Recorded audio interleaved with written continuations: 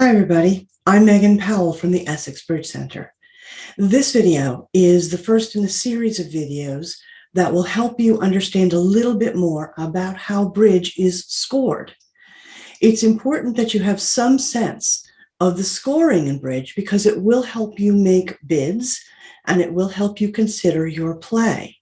But there are a number of things to consider when we talk about the entirety of how bridge is scored. But we're going to start off here. This is the first video. And this video will talk about what happens at the bridge table in general and how at the end of a single board, you calculate your score on that board. All right, so let's get ourselves started.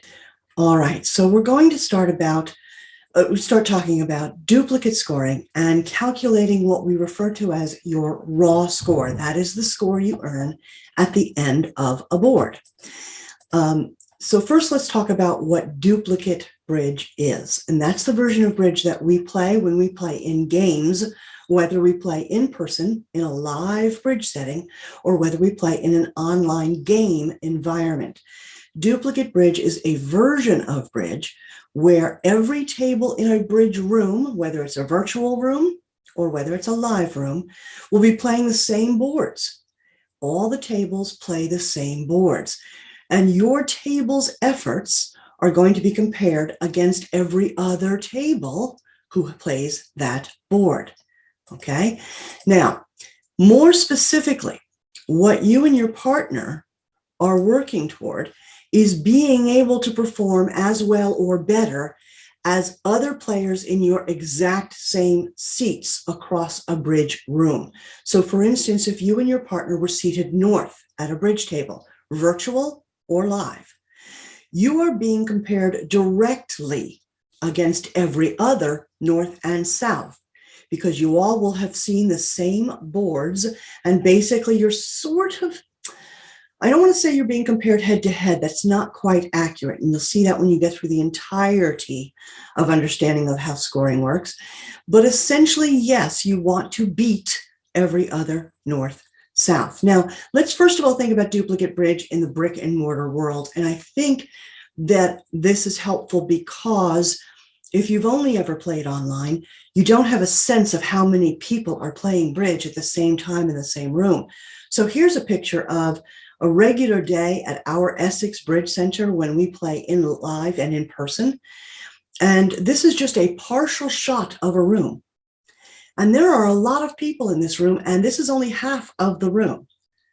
There's another entire half of this room that's filled with people. There are tables in the room, right? Lots and lots of tables, and 4 people per table. Everybody's in this room playing bridge. Now notice that you have players seated across from each other. These folks are each other's partners. Now the players on either side of those people are the opponents, right? They are each other's partners. So there are 4 people at a bridge table. 2 people across from each other are trying to work together. The 2 people across from each other in the other direction are also trying to work together, but you are working against the other pair. Right? Now let's look a little more carefully at the tables where these players are seated. Let me zero in on the table. Let's focus on the actual table. Let's see what's going on here. First of all, and this might be different for those of you who are only ever used to an online room or who might not have played in a live room in a while and have recently been playing online. It's good for you to have more of a 3-dimensional view of what's happening. So the people here at the table are actually holding their cards. Well, that's what we do in a live world. You have, in an online world, you just have the cards on the screen in front of you, but in a live world, you have to hold your cards, right? In the middle of the table, do you see that pink plastic sort of container? Well, that's where the playing cards are actually stored in a live environment. That's where they start out. That's where they will end up after this hand is played. See the red boxes on the table? Those are called bidding boxes. That's where you make your bids from. In the digital environment, that bidding box is on the screen as a flat graphic. But in the real world, it's an actual plastic box with plastic cards in it that you would pull out and make bids. And then look that you see actual playing cards face up on the table. Well, that's the dummy. So there have to be actual cards face up for other people to see. In a dummy, in a digital world, it just appears across from you, right? But in the live world, an actual player must put those cards on the table face up. Now, the players take their 13 cards from that plastic board in the middle of the table, and their 13 cards are already shuffled and dealt. In a live world by the director of the game. In a digital world, it's automatically done by the computer, right? So let's just make sure you understand that in the brick and mortar live world, a closer look at that plastic board in the middle of that table. This board happens to be orange instead of pink. The boards come in so many different colors. All right. Notice there are 4 pockets in this plastic container, this plastic board. 13 cards will go in each of those pockets. Every player gets 13 cards.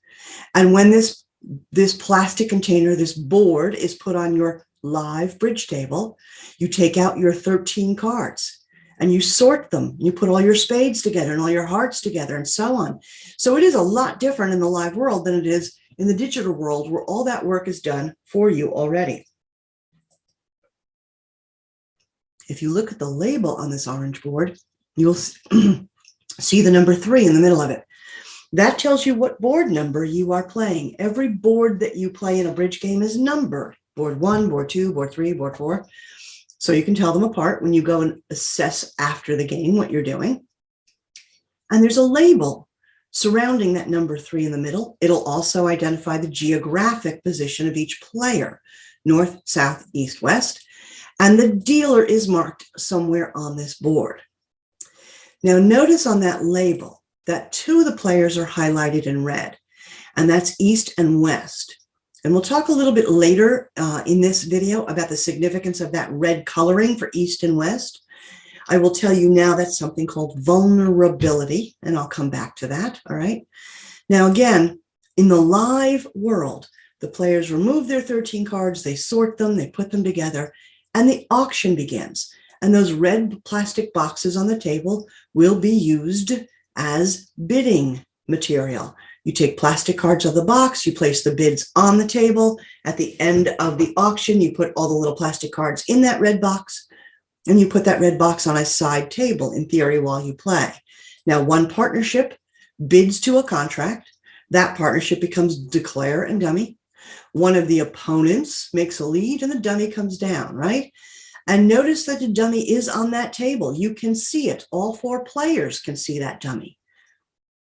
And now we're ready to play our bridge hand. But that's the live world, right? The brick and mortar world. This is what you may be more used to seeing, the digital version of this. This is how your digital bridge table appears and pretty much in any online bridge playing software package. Notice that you've got 4 people at tables. Each one of them has a designation that's geographic, NSEW. See the white letters next to the left of everybody's names, right? You see your cards at the bottom of the screen. They're already arranged. The bidding box is to the right of your table area. It's a flat graphic. The dealer is marked in some way. And if in the digital world, often it's marked in that little chip, looks like a poker chip in the upper left-hand corner. You see that it says number 1 in it. True. And you see that it has a D at the top. That will tell you that that person in north is the dealer. And the dealer also will end up with a different table color usually while you're playing, so that you know who the dealer is to start the auction. You manipulate your bids on that graphic to the right of your table area. You play your cards by using your mouse or your finger on your device, right? So it's a very different environment in the digital world. Now, you play a hand, and in online bridge, the computer calculates your score on a hand when you finish playing it. And if you're new to bridge, you don't even think about it. In the brick and mortar live world, you, the actual physical players, actually do the handwriting of the score on a slip of paper.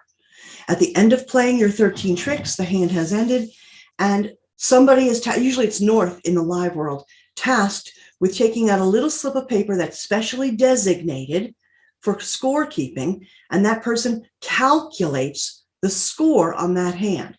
Now, in the online digital world, the computer does it for you. However, it's really important that you understand how scoring works. You need to learn it as part of learning the game because it actually will help you decide how to bid if you know what scores are possible at the end of a hand. So, online bridge, the computer's going to calculate it for you. Okay, you definitely want to figure out how it works. Let's say that you're seated north at a table and your partner's south and you're looking at board one, and every other north in the game, whether it's a live game full of actual tables and chairs, or whether you are in a digital online game where there are virtual tables and chairs, essentially. Other tables have north and souths at them, and every other north in this game is looking at the exact same cards on board one that you're looking at. So every other north wants to bid well. They want to play well on board one. The objective is to earn a positive score, but not just a positive score, a high positive score. The other norths around this virtual room or a physical room are your actual direct competition. They're the people you want to beat. Remember, they're looking at the exact same cards you are, and your goal here is to perform better, bid better, play better on those exact same cards than every other north managed, let's say on board one. You want to earn the highest positive score, higher than any other north if you can. So understanding how bridge scoring works is going to help you get to that spot, help you get to decide how to bid, and then even how to play. And boy, understanding scoring does make the game a little more interesting because you can compare how well you're doing to other north-souths, let's say, throughout a game. In the short term, our first goal is to understand how scoring just works so that you can begin the process of thinking how you're going to perform in a bridge session. This is where we introduce the competition factor into the game. So you're playing a hand and you finish, and you're going to determine your score on that hand. Now, we're talking about the declarer here. It is the declarer's job to achieve a goal, right? To make a contract. And all scores are created on this board based on declarer's point of view. When you are the declarer on a hand, you either make your contract or you are down in your contract. You either are successful or better on the contract that you bid, or you do not take enough tricks to be successful on the contract. You did not take as many tricks as you were supposed to. Now, right here is where we need to stop for a minute, because at our website is, alongside where you can find this video, alongside of that is a button where you can download something called the Personal Score Sheet and Calculator document. And it contains a guide on how to score a board when you finish playing it. It gives you all the rules of how to score a board. It also contains a couple of pages that are a sample of a scored set of hands during the game. And then after that, in the document, it will contain a blank score sheet that you can either keep printing out or you can put on your printer and make copies of. But if you wanted to keep score while you were playing in the online world, whether you play in Bridge Base Online or in Shark Bridge, wherever you're playing in a game or in a game-like atmosphere, it might help you to understand scoring if you started the process of scoring as you went along. Yes, the computer will tell you the score, but if you could figure out the score and then just compare it to what the computer says, you will learn more about how to be competitive in this game. So, what are you looking to download before we continue in this video? I'm going to ask you to go to our website, EssexBridgeCenter.com. And if you scroll down our main website page, you'll find a series of boxes, and the one on the farthest right is orange. And it's marked Helpful Videos and Downloads. And if you click in the icon on the middle of that box, you will come to another screen, and somewhere in the middle of that screen, you'll see the scoring videos. That may be where you went to click to see this particular video. But If you came to this video from another way, that's fine, but this is where you would find our videos on scoring. And to the right of this particular video, you will see a green button that says Personal Score Sheet / Calculator. And that's the button I want you to press. That's a downloadable document. I want you to download it now and print it out before you continue in this video. So if you have not already done that, I'd like you to stop the video or pause it. Go to our website and find that particular document, download it, print it out, because I'm going to refer to it constantly for the rest of this video.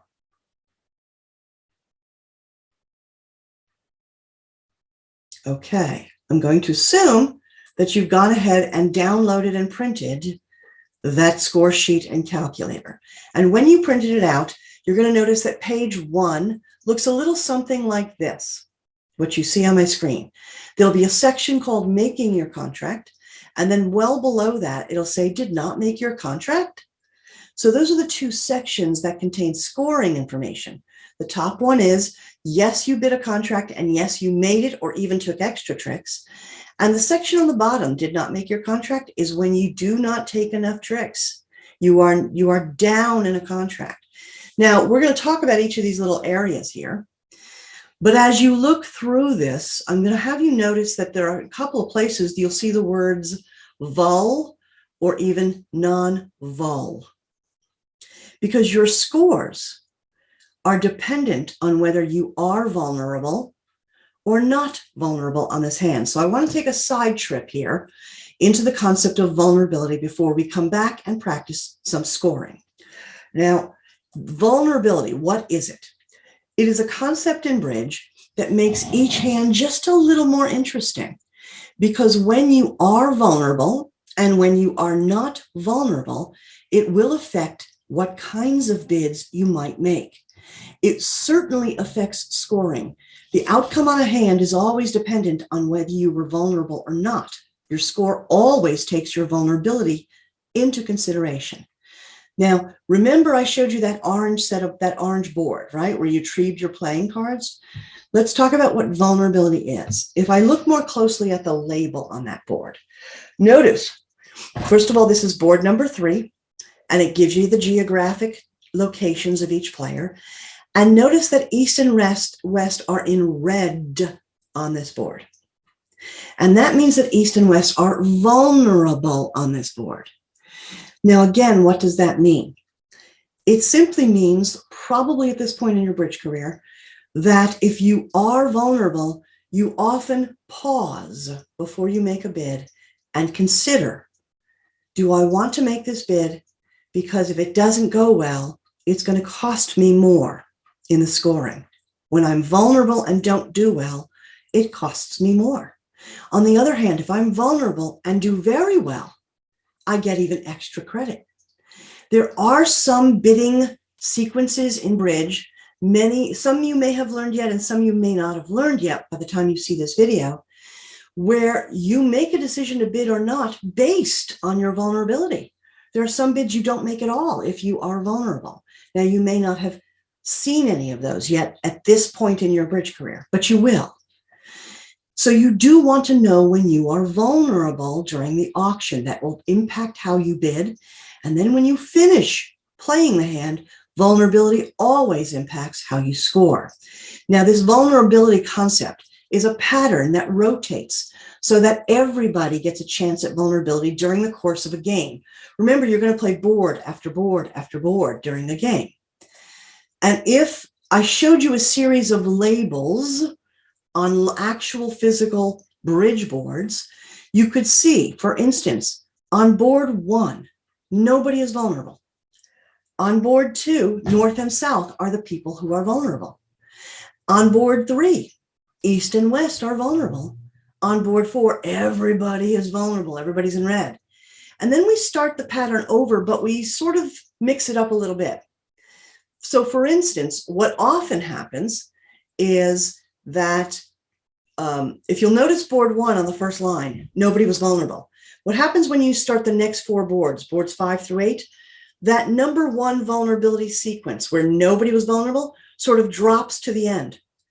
If you look at the next four boards, 5, 6, 7, 8, notice that the board where nobody's vulnerable is always on the end.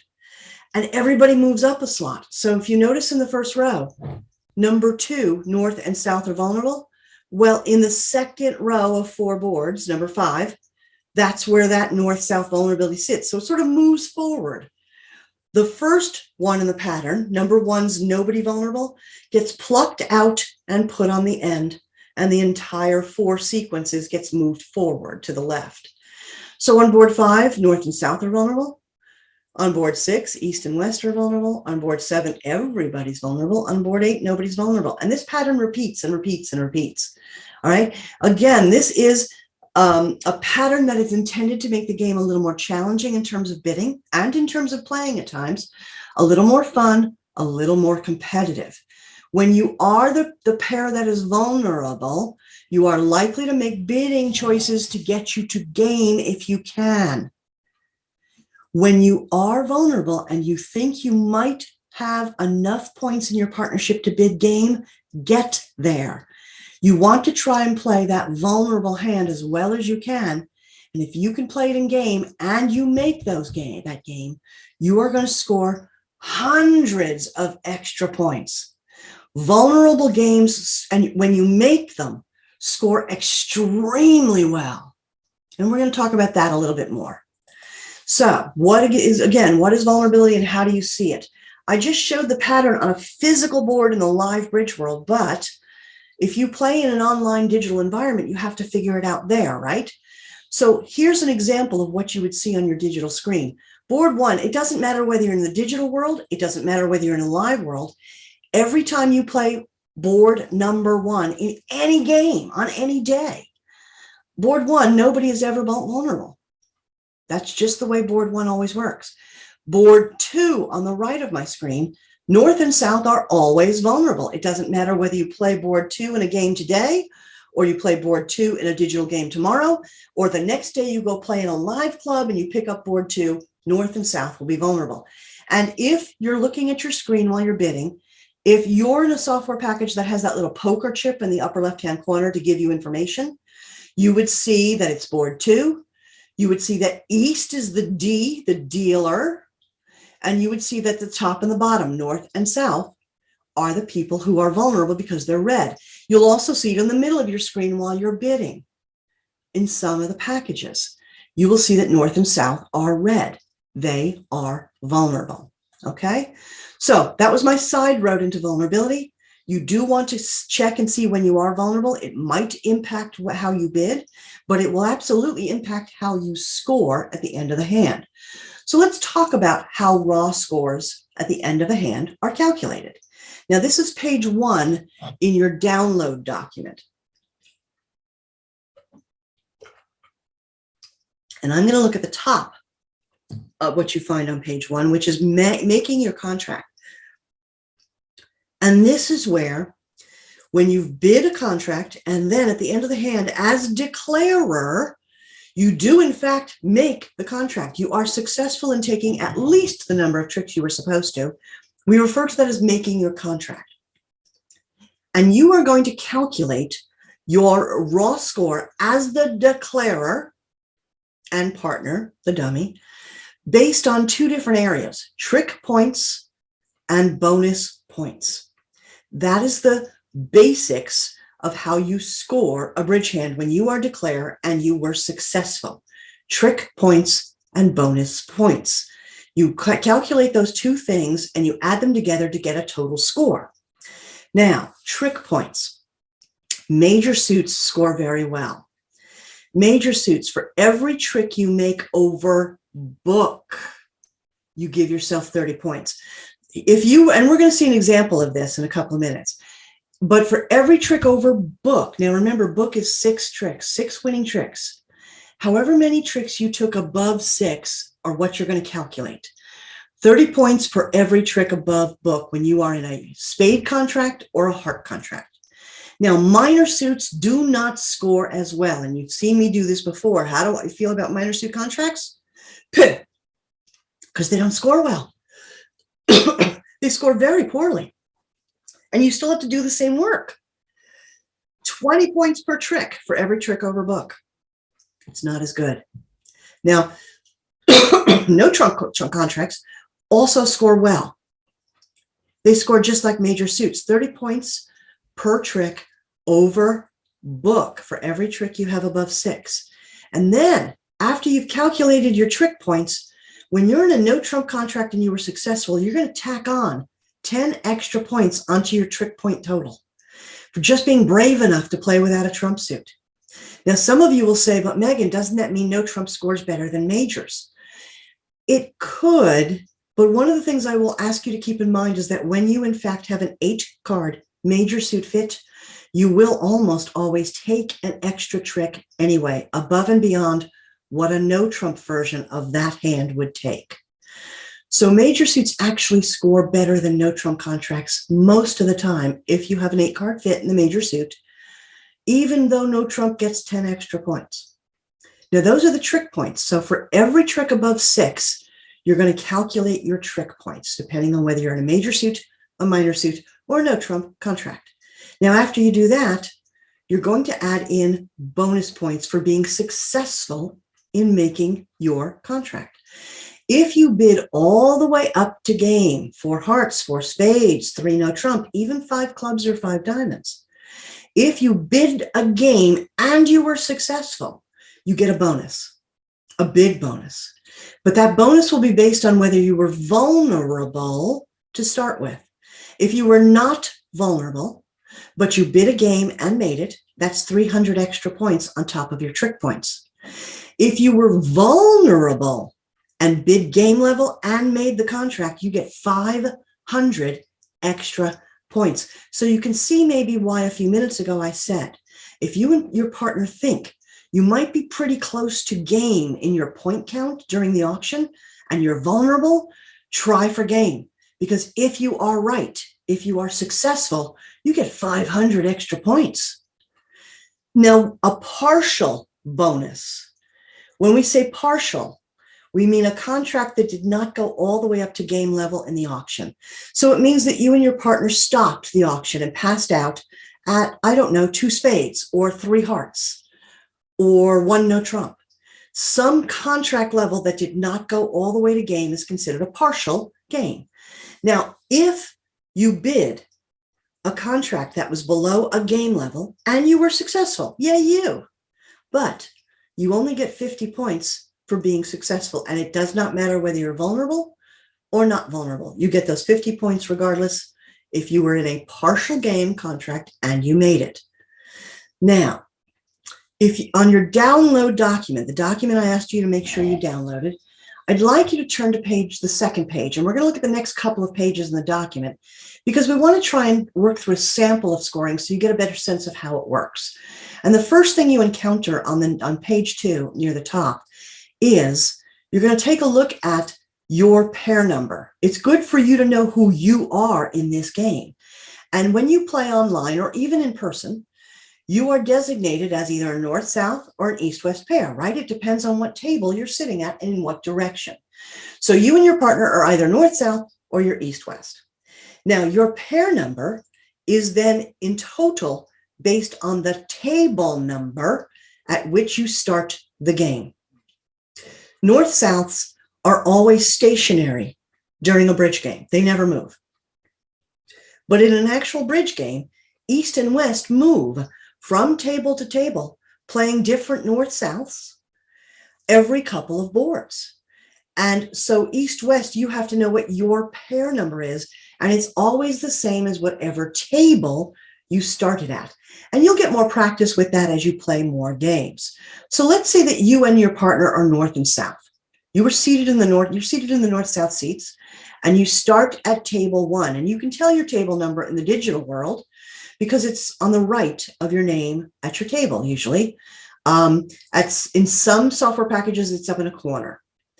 You and your partner are north-south pair 1, and because north and south never move off of the table they start on, you will be north and south pair 1 for the entirety of the game. And so on the sample page, I gave you a place to write down your pair number. So let's say you and I are north-south. We started at table 1, therefore we are north-south number 1. Now, These are the column headings on your sample sheets, okay? These are all the different columns. And I think what I want to do is discuss these column headings as we actually look at a sample. I think that'll make more sense then, all right? But notice that each of these columns have a significant meaning, and we're going to have to discern what those meanings are. So let's look at the first board on this is on the second page of your downloadable document. This is board number 1. I know it's board number 1 because I can see over on the far left, it tells me that it's board number 1, all the way on the far left, board 1. It also will tell you who the dealer is on board 1 on your sample sheet and on the sheet you can use for your own purposes. The dealer is listed. The vulnerability is listed. Remember, board 1, nobody is vulnerable. So you know that right away as you're starting a hand. Now, it's also a good idea for you to write down who your east-west pair number is. And again, you'll get better at figuring that out, but it will tell you on the screen. All right, east-west pair number. You should know who you're playing against, because later on when we talk more about the rest of how scoring works, you need to know how well you performed against different opponents. The third column is marked contract and opening lead.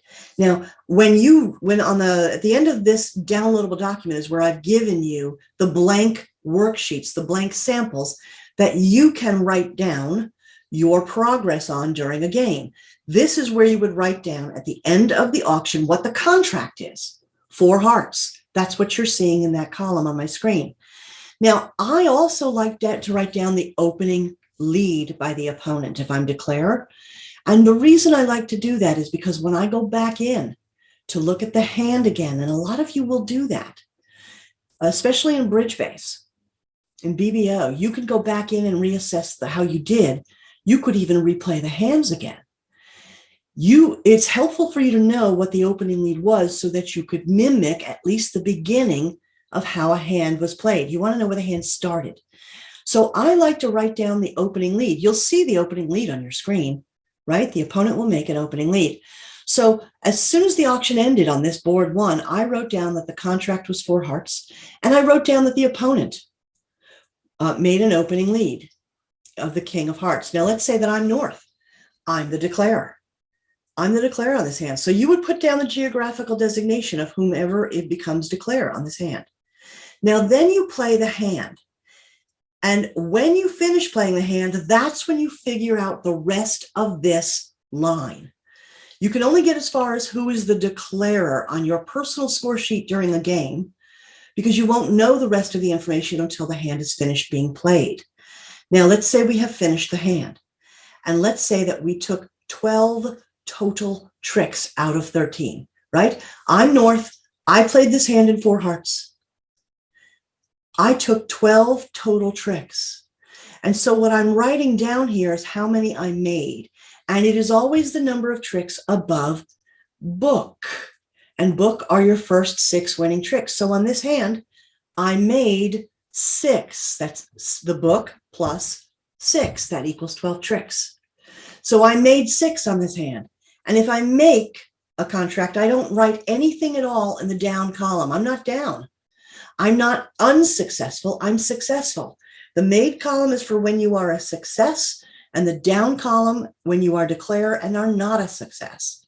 So I made my contract. Yay. I made 6. That's book plus 6 more, 12 total tricks.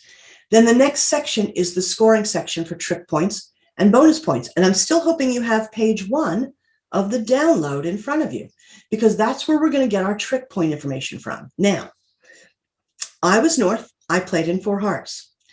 For every trick above book, it'll tell you on page 1 under the make the contract area that for major suits, I am allowed to calculate 30 points per trick above book. I am 6 tricks above book with my 6 plus 6. 6 times 30 is 180 trick points, right? So that's my trick point total. But my total score is also made up of a bonus when I make my contract. Now, was I vulnerable as the declarer? If you look all the way to the far left again, it will tell you the vulnerability on the very far left under the words board 1. It tells you North was the dealer, but it also tells you that nobody was vulnerable. And if you look at your page 1 of the download, underneath the making the contract area where it has the bonus point section, if you're not vulnerable and you're in a game contract, which I am, you get 300 more points as a bonus. And then you're going to add those together, and that gives you your raw score. North and South earn a positive 480 points. That's 180 in trick points and a 300-point bonus. North and South earn a positive 480. But I also want you to notice, and this may be a surprise for some of you, but it's a good thing for you to start wrapping your head around.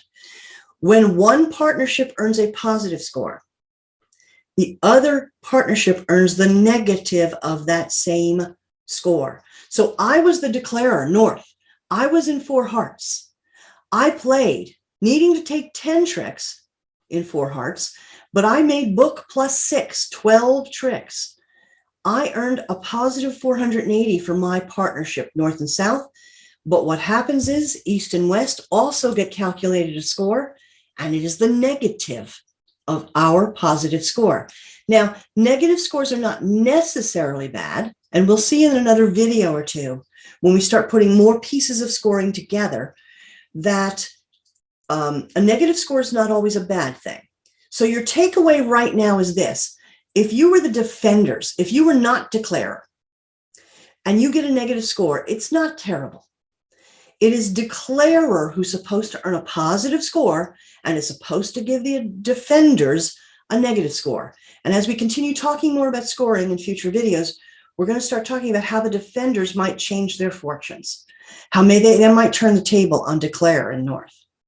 But right now, the declarer wants to earn a positive score. Defenders, you're likely to earn a negative score. Don't fret about it just now. You're supposed to get a negative score.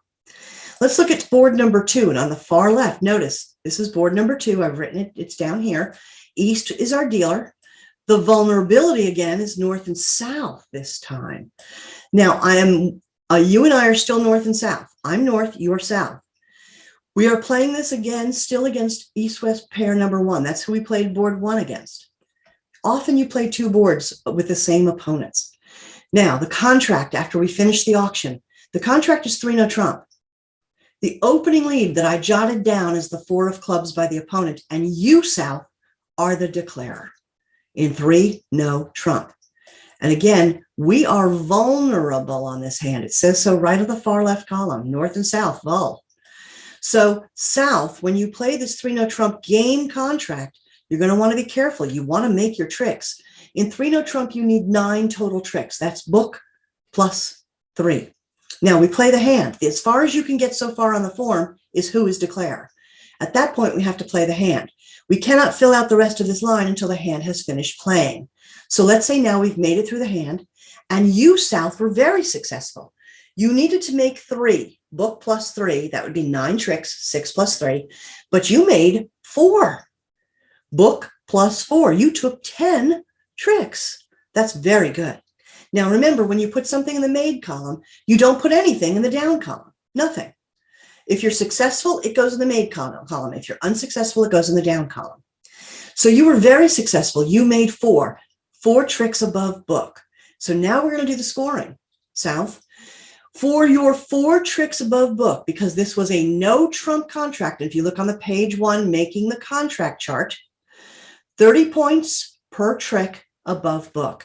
30 times 4 is 120 trick points. And then at that moment, you're going to add 10 more points just for being brave enough to play without the benefit of a trump suit. So now your trick points are really 130, aren't they? 120 plus 10. Then we add bonus points in because you bid a contract as declarer and you made a contract. You bid a game contract. Yay.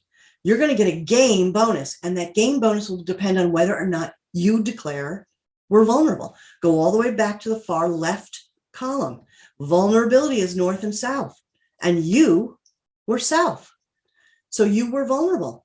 The game bonus you get is 500 extra points on top of your trick points. So you have 130 trick points with those 10 extra points for no trump. You add that to 500 game bonus points, and you and I, South, just made a score on this board of 630 points. Wow, that's big. And by extension, East and West, sorry, East-West, you earn a negative 630. Okay, so we fill out each of these little fields on our blank form as we're playing. It will help us learn about scoring.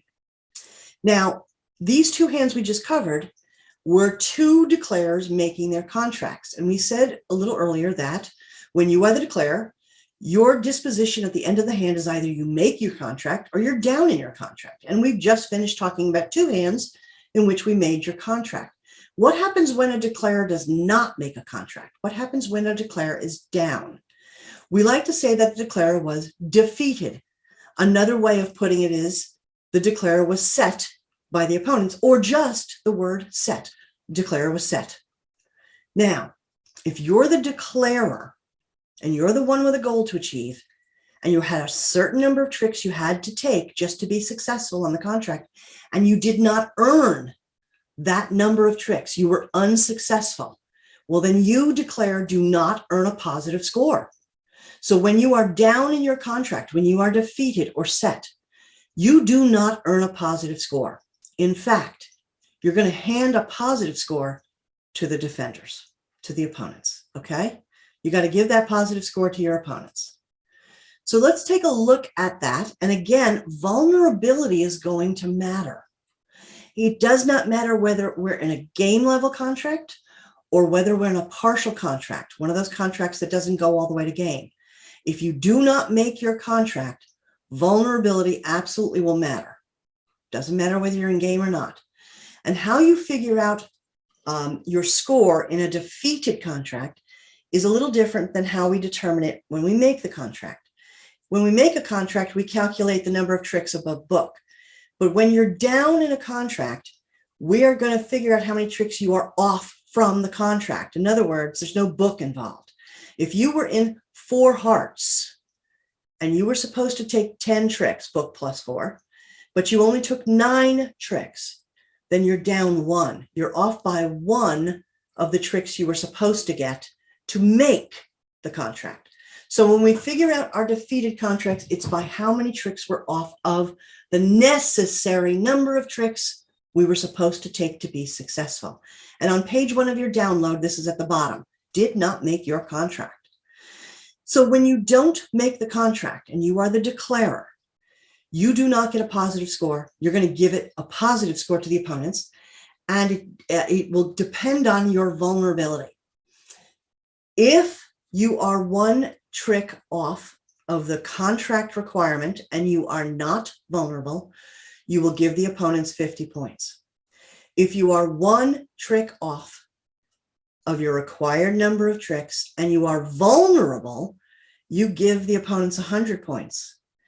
If you're off by more than 1 trick, well, that's going to be trouble now. For every trick you are down from the required number of tricks you needed, you're going to give the opponents an increase in points. If you, declare, are not vulnerable, for every trick you're down from your contract need, you're going to give the opponents 50 points per trick when you're not vulnerable. If you are vulnerable, you're going to give the opponents 100 points per trick that you are off, that you are down from the required number of tricks for your contract. Ooh, this could get expensive fast, couldn't it? Yes. Let's take a look at the third board in your sample. This is, as we move through your download, I have a page that just talks about what if you don't make your contract. And this is board number 3. If you look at the far left, board number 3, our dealer was south. East and west are the ones who are vulnerable on this hand. And we're still north-south, number 1. We are still north and south, pair number 1. We started the hand, the entire game, as north-south pair number 1. We are still north-south pair number 1. We're playing against east-west pair number 7 now. They came to our table, we said hello, and we played some hands with them. Now, the contract on this hand on board 3 is 3 spades. It is a partial contract. It's not a full game. I also wrote down that the opening lead was the 2 of diamonds. Now, the declarer on this contract is not you or I, partner. We're north and south. The declarer is east. East is in a 3-spade contract, a partial game. East's job is to take 9 tricks. Book the first 6 plus 3, the level of the contract. So East needs to take 9 tricks. Now we can't write anything else down until we finish playing the hand. And so we play the hand, and East did not have a good time, because when you look at the next set of columns, the made column and the down column, this is where we write down how East performed in this 3-spade contract. Now, East needed to take 9 tricks, book plus 3 in the 3-spade contract level. But East is down 2. What does that mean? East needed 9 tricks and only took 7. East is 2 tricks away from the number of tricks she really needed. So she's missing 2 tricks from the amount of tricks she was supposed to take. Don't write anything in the made column. It doesn't matter how many you actually did take. If you're down, you're down. You only write something in one column, made, or the other, down. And East is down. And when you're the declarer in a contract and you don't make it, you're down. There are no trick points to count. There are no bonus points to count, because you're not getting a positive score. You're going to hand the opponents a positive score. Now, East-West is down 2. And I want you to go back to the very first column and notice that East-West is vulnerable. They are vulnerable on this hand. Now, if you look at page 1 of your download on the bottom, where it talks about scoring for defeated contracts, it will tell you that that if you're vulnerable and East is vulnerable, for every trick you are down, you give the opponents 100 points if you are vulnerable. So East has to give the opponents, north and south, 200 points. Down 2 times 100. North and south get the positive score as the defenders, and they're going to be very happy about this. You, East, you were the declarer. You and West are not supposed to get negative scores, but there we are, right? You earned a negative of the positive score you handed north-south. You are at negative 200. So you're going to want to try and fill out each of these columns as you play on your own practice document, because it will, again, give you some sense of how scoring works. Now, we've talked about making a contract in a major suit. We've talked about making a contract in no trump. We've just talked about being down in a contract. And in this case, it was a major suit. But what if you do make a contract, but it's a minor suit? Let's just briefly talk about the differences in scoring, even when you're successful, but you're playing in a minor suit contract. Oh, it doesn't score well. Major suits score better, specifically in the trick point area.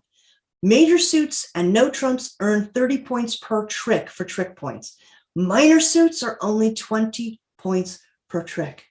And that can add up. That can be a really big, a much smaller score. We try to avoid minor suit contracts when we can. And as we continue in bridge, you're going to learn some tools that you can use if you're thinking about playing in a minor suit contract. Is there a way to find a different contract, a major suit one or a no trump one? We try to move away from minor suits, even with a fit, into something else, major or no trump, when we can. But sometimes we have to play in a minor suit contract. That's just what we have. Board 4 in your sample in this downloadable document, let's look at that sample. Board 4, all the way here on the far left, our dealer is West. Everybody is vulnerable on this board, everybody, okay? But the scoring will only matter based on the declarer's outcome. It is declarer who has to perform a task to achieve a goal. The scoring is based on declarer's outcome. So you and I are still north-south pair number 1. We didn't change. We are playing this board number 4 against pair number 7, just like we played board 3. And I'm going to tell you that the contract after the auction is 2 diamonds. Yeah, minor suits sometimes. I've jotted down the opening lead, the Queen of Spades, just so I might know it for later when I go over the hand again. The declarer on this contract is West. So it's not you or I, partner. We're north-south. One of our opponents is West, and West is the declarer in 2 spades. You and I are going to play defense on this hand. Now, that's all we can do until the hand is played. We can only get through who is the declarer. After the hand is finished, then we assess how West did in this 2 diamond contract. Well, West made 2. What does that mean? It means that West was required to take 2 tricks above book. 6 plus 2 is 8 total tricks in a 2-level contract. And West did that. West made 2, took a total of 8 tricks, book plus 2. So West made the contract. Bid 2 diamonds, made 2 diamonds. Yay. But now we're going to do the scoring. Now, on the first couple of hands where we made those contracts, we got scores in the 400s, the 600s. You're going to see now how desperately bad minor suits score. Trick points. West is going to earn 20 points each for every trick above book. Now, West is only 2 tricks above book. 20 times 2 is 40 trick points. That's it. West was also in a partial game. Game is all the way on the 5 level in diamonds. 2 diamonds is not quite a game. So we're going to get a partial bonus. And it does not matter whether we are vulnerable or not when we award a partial bonus. And West is earning this bonus because she bid and made whatever contract she was in. It doesn't matter whether it's minor, doesn't matter whether it's major, doesn't matter whether it's vulnerable or not. A bonus in a partial game is just always 50 flat points. So now we're going to add that together. West earned 40 trick points, added 50 bonus points for being in a partial successful contract, and East-West earn a positive 90 points. That's not very much. You and I, South, earn a negative 90 points. And yes, our score is negative, but you know, it's not that big. A small negative score is not bad. It's actually helpful. And we'll talk more in the future in other videos why that is. But that would be the score on this hand. East-West would earn 90 points. Ugh, that's not 400 and something. That's not 600 and something like we saw earlier. So again, I want you to get in the habit of maybe writing down how you're doing when we play in games, specifically in our BBO games. So what is your takeaway from this particular video? You need to start beginning to understand when you see those scores flash on your digital screen, you want to start understanding what they mean. So right now, your basic takeaway is this. If you are the declarer on a hand, you always want to earn a positive score. Right? That's your immediate goal right now. You're the declarer. You want to do well enough to make sure you've earned a positive score. In fact, hopefully it's a high positive score in the 400s or the 600s or even higher. You earn a high positive score when you bid the right contract and then when you actually make it. And if you think your partner are close to 25 points and have a fit in a major suit, bid game in a major suit. If you and your partner think you have 25 points, but you're going to play no trump, bid game and no trump. And then you've got to play the hand well. If you have 25 points, you should be in a game and get a big fat game bonus. Now, there is more to learn about scoring. There's a lot more. This is just the beginning. There will be future videos that you can start to watch and understand how you then, at the end of an entire game, figure out how well you did in the entire game and how you performed against other people who are sitting in your same seat and are playing the exact same cards. All right. So there's still a little more to learn, but this is the starting point so that you can just calculate on any given board how well you did. If you're the declarer, you want a positive score. All right. Questions? You know how to find me, right? So start thinking about using the blank handout from this download that went along with this video for you to think about when you're playing specifically if you're playing in a BBO game with us, you keep score as you go along, board by board, board by board. And then as you continue watching these other scoring videos and we talk more about how well you performed, the scores you kept during the BBL game will start to make a little more sense to you and you'll know what to do with them. All right? Okay. Take care.